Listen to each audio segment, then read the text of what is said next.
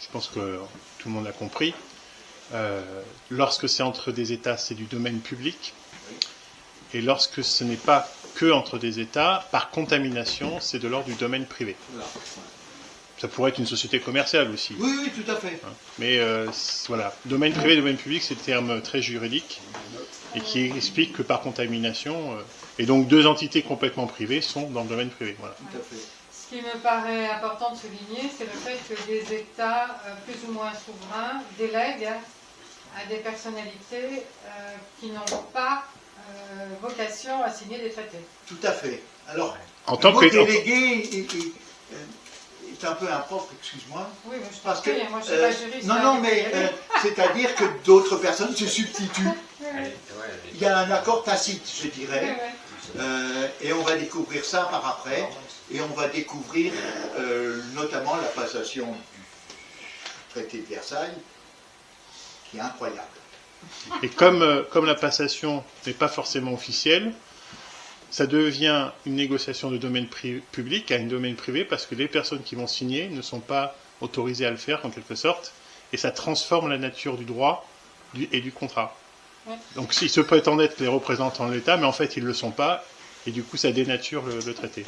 Autrement dit, le chef de l'exécutif ne prend pas ses responsabilités. Exactement. J'en parle à un moment. Ça, on le savait. Oui, c'est pas nouveau. Non, mais c'est...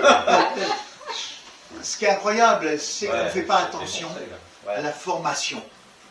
Bien souvent, on s'intéresse au fond. Oui, je vous laisse l'Alsace, je vous laisse tel et tel territoire, etc. Et finalement, ce fond n'a absolument aucune valeur parce que la forme n'a pas été respectée. D'où la chanson de Patrick Borel, Qui a le droit. Oui. Excuse-moi, on était pour faire la différence entre Reich et Allemagne. Ah oui. Oui. Ah oui. Alors, Reich, il n'y a pas de traduction en français du mot Reich. Pour bien traduire le mot Reich, il faut utiliser le mot Reich en français.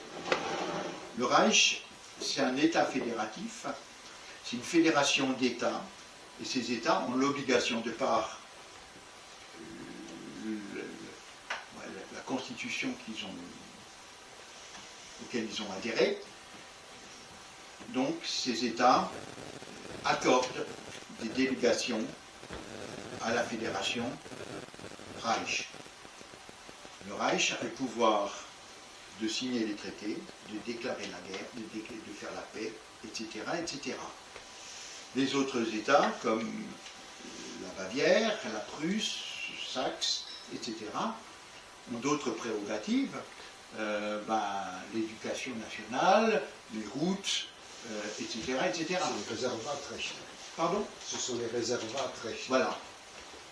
Donc, je ne sais pas si j'ai répondu à... Oui, voilà. De toute façon, l'Allemagne a toujours été une fédération. Ah, ça a toujours été une fédération, Saint-Empire romain, etc. Et l'empereur ne décide qu'au nom de l'ensemble du Et collège exactement, des États. et des États composant la fédération. Exactement. Donc, l'Allemagne. Et là, tu peux avancer. Vas-y, Deutschland.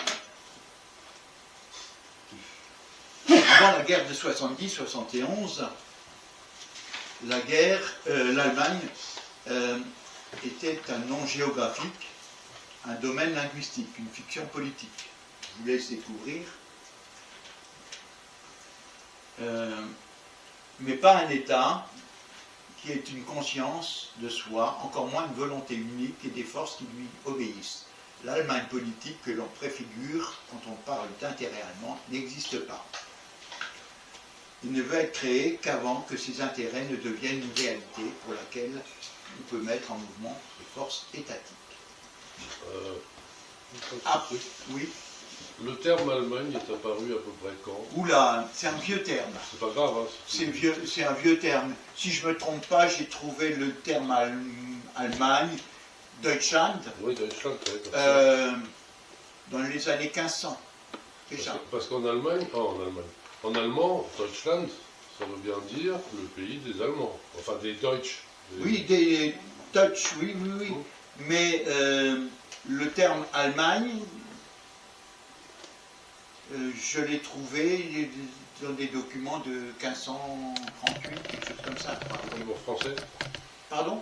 En français, le terme Non, allemand? Deutschland. en allemand. Deutschland. En allemand. Ah, parce que Deutschland, ça correspond bien à la définition que tu as mise là. D'ailleurs, quand on passe le Rhin, on va en Bundesrepublik Deutschland, mais on ne va pas en Deutschland. Le mot Reich désigne la patrie des Allemands. Heimat, Je patrie. renvoie aux ouvrages de Jost Hermann, justement, qui sont consacrés à cette question. Reich correspond, enfin, est le nom d'entités qui ont été assez différentes dans leur composition. Oui, Et en 1919, donc après on continue à parler de Reich. oui, mais le Reich de la Constitution de Weimar, dit, l'article 1er de la Constitution de Weimar, dit Das Reich ist eine Republik. C'est l'article 1er de la Constitution de Weimar. Das Deutsche Reich ist eine Republik. Donc ça veut bien dire le Reich allemand est une république. Ce qui implique inévitablement qu'il y a une différence entre le Reich et l'Empire. Si le Reich peut être une république, ben le Reich peut être un empire. Mais ce n'est pas la traduction Reich-Empire n'est pas possible. Puisque das Reich ist eine Republik. La question s'est encore posée en 1948, quand on a élaboré la Constitution de la République fédérale. Il y a des échanges entre Theodor Heuss, donc le premier président, et Hugo Preuss et deux autres personnes, en se demandant comment on va appeler le nouvel État.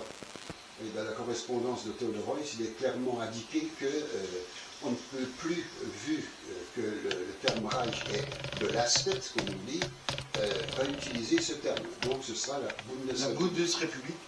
Et on verra que le Reich existe toujours. On a la Bundesrepublik et le Reich. C'est un débat Mais ça, on verra par après. Donc, avant la guerre de 14-18,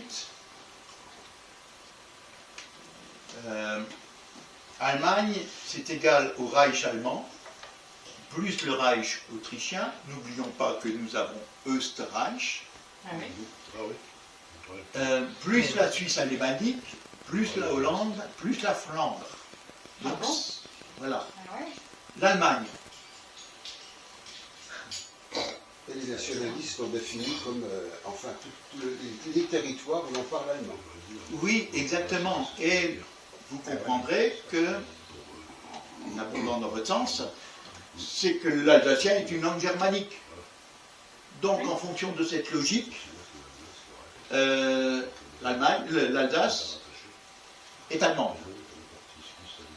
C'est totalement un abus de raisonnement, puisque la Suisse, par exemple, on y parle l'italien, on y parle le français, on y parle l'allemand, et ce n'est pas la langue qui constitue l'État, la nation.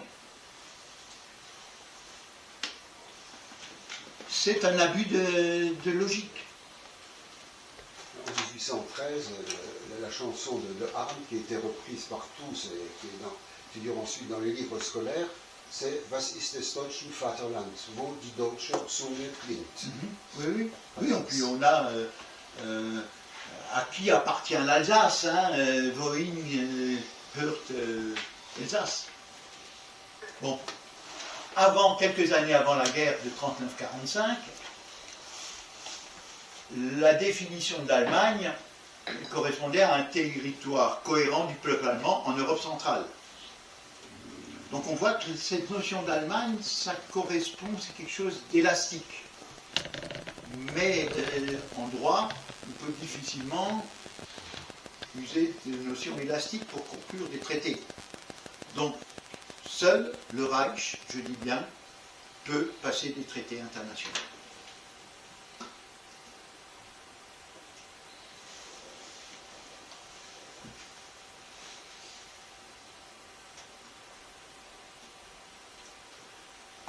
Si tu peux passer. C'est là que je la passe? Oui, c'est le récapitulatif. Hein. Alors, voilà.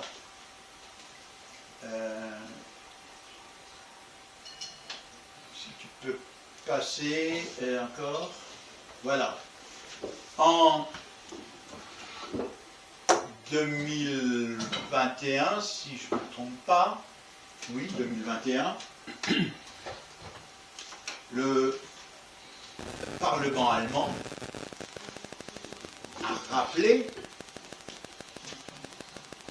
que le seul État qui existait était le Reich allemand, et pas l'Allemagne. Hein, je l'ai souligné en bas à droite, cet État a été nommé Reich allemand depuis le 1er janvier 1871. Il n'y avait donc plus qu'un seul État allemand. C'était le Reich allemand, et pas l'Allemagne. Dixit, Parlement allemand. On peut difficilement aller contre.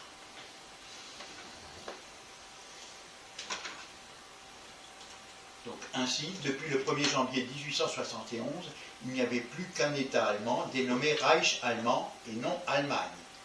Il ne s'agit pas d'une subtilité sémantique, mais d'une disposition constitutionnelle. Hein, on a vu qu'effectivement la constitution allemande disait, enfin, du Reich disait que l'État allemand, la fédération, s'appelait Reich, das Deutsche Reich.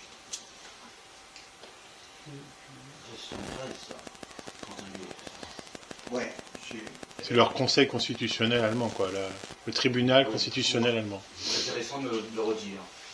Le 31 juillet 1973, C'est une décision de... la Cour constitutionnelle de Karlsruhe l'a dit, le Reich existe toujours. Oui.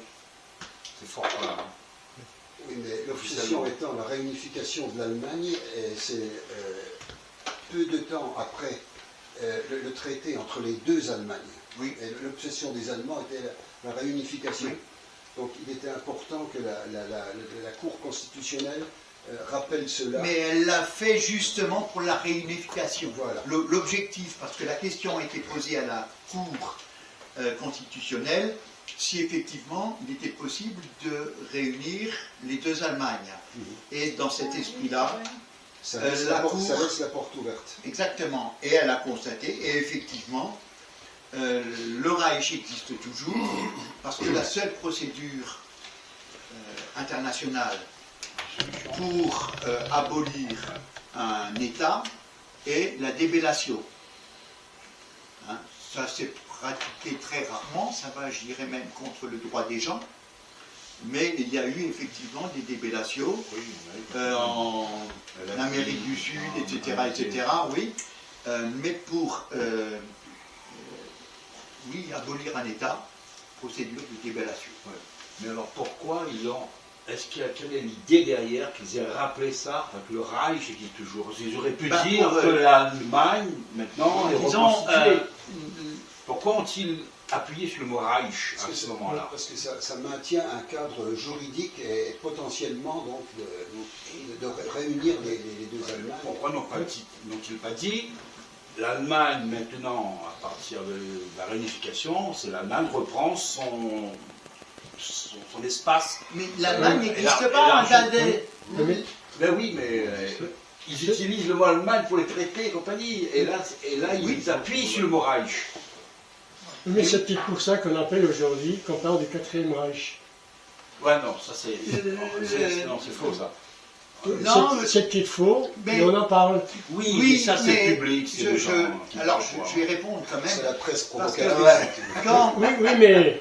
Quand le 31 juillet 1973, la Cour constitutionnelle de Karlsruhe dit le Reich existe toujours, c'est le 3e Reich, puisqu'il n'y a pas eu de 4e. C'est ça. Oui. Alors il est bon, je trouve, c'est subtil de dire qu'aujourd'hui il y aurait le 4e Reich. Ça permet d'effacer cette notion de 3e Reich qui existe toujours. Mais le 4e Reich, ça concerne toute la planète. Toute la planète.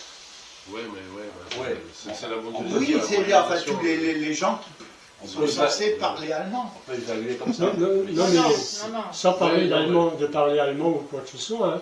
Si on considère fédération telle qu'elle est conçue juridiquement jusqu'à présent, donc ça veut dire que c'est comme un élargissement à toute la planète. Ce serait une Oui, mais il y Là, a on fait une fédération. Mais oui, mais c'est c'est leur une but. extrapolation. Il n'y a pas d'acte juridique qui constate. Ah non, non, mais je parle C'est pas pas du juridique, c'est là. pas juridique. Hein. Je parle pas C'est du juridique, verbiage. là. S'il vous plaît, excusez-moi, simplement technique. On a 219 images à voir. Il faudrait qu'on termine à midi, parce qu'il y en a encore 300 ou 400 pour la Bon. suite. Donc je comprends que chacun a des idées à débattre, mais si on peut laisser Jean-Luc dérouler son fil, on se note, et puis après, ou ce soir ou à un autre moment, on peut discuter ensemble des choses. Alors on va voir, Merci. je rebondis sur ce que tu dis, merci André. On va voir qu'est-ce qu'il y a eu comme actes qui ont été conclus avec le Reich allemand ou avec l'Allemagne. Traité de Versailles et traité de Francfort. Alors, on appelle le traité de Versailles, pas celui de 1919, mais le traité des préliminaires de paix de 1871. 26 février 1871. Et on voit qu'il est passé avec le Deutsche Reich. On voit ça en haut à droite. Ces parties-là, Voilà. Alors, Deutschen Reich, je rappelle que le Reich a été désigné comme l'État fédératif allemand, a pris le nom de Deutsche Reich le 16 avril 1871 par la Constitution. Et là, en février 1871, on utilise déjà de manière anticipée cette notion de Reich.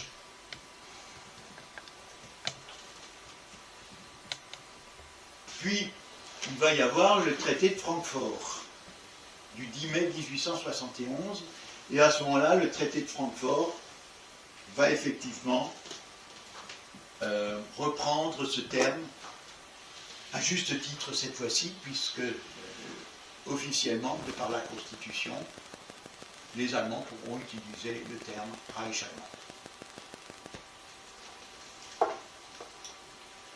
On voit sur la partie gauche que le texte français utilise le terme empire.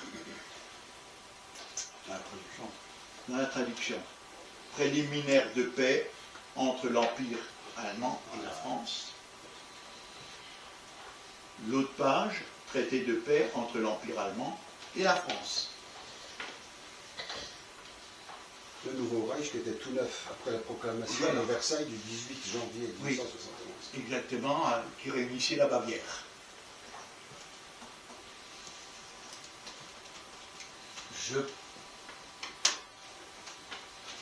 Là, ça commence à se compliquer avec la convention additionnelle du 11 décembre 1971.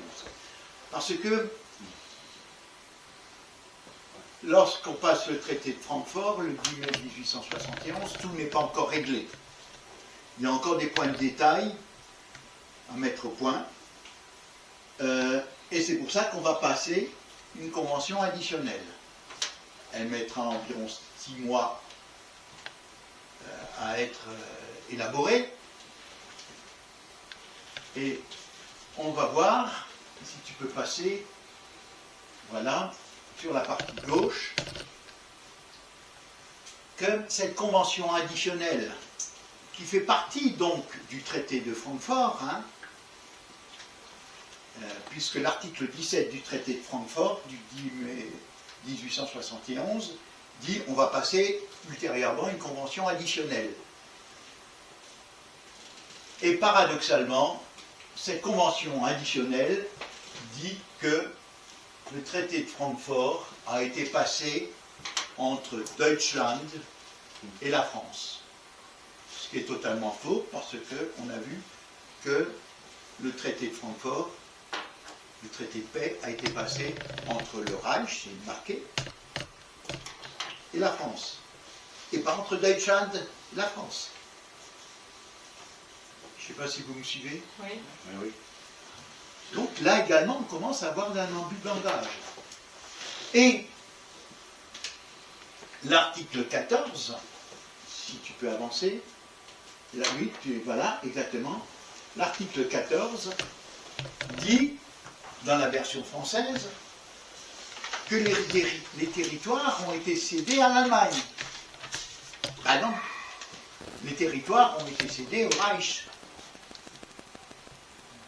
L'Alsace, qui a été cédée par le traité des préliminaires de paix du 26 février 1971, puis par le traité de Francfort, l'Alsace-Lorraine a été cédée au Reich.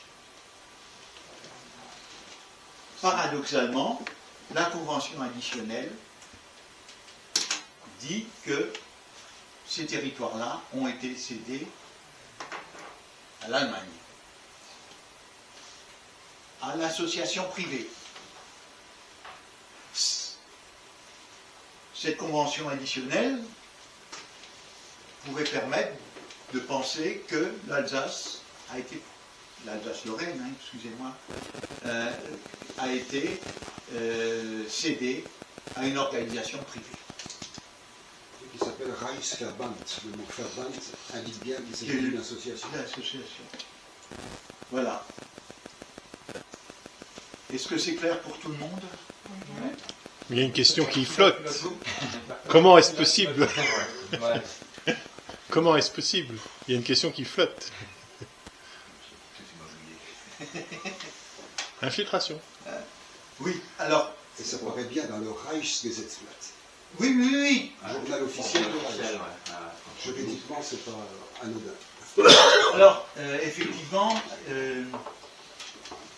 ce qu'il y a également, c'est que la version qui paraît au Reichsgesetzblatt n'est pas la même que celle qui paraît au journal officiel français. Problème de traduction. C'est même pas un problème de traduction, c'est qu'on va voir, on va occulter certaines choses. Session à perpétuité, c'était par là. C'est après. C'est avant, la session à perpétuité. Ouais. D'accord. Je suis à... Si tu peux avancer, effectivement. Ça, tu t'en as parlé de ça? Je vais en parler là maintenant, mais je vais te donner l'exemple. Voilà, à gauche, on va voir effectivement que la version allemande qui paraît au Reichsgesetzblatt, c'est-à-dire le journal officiel allemand,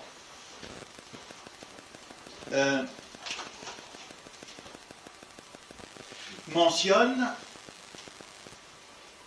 que le traité a été signé, je vais dire tout simplement. Or que la version française, si tu peux passer, prévoit qu'il y a eu un protocole de clôture, un premier protocole de clôture, un deuxième et un troisième. Étonnamment, ça ne paraît pas